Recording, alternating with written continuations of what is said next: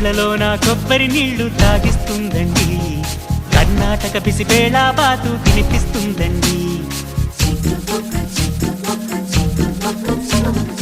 ఆంధ్రాలో నా పెసరట్టుప్మా పార్సిల్ కట్టించి, మహారాష్ట్రలో మధ్యాహ్నానికి రోటీ ఇస్తుంది. ఆగ్రా సౌధం చూపించి, సిమ్లా యాపిల్ అందించి, హరిద్వారలో అడుగేసి, రిషికేశ్లో తిప్పించి,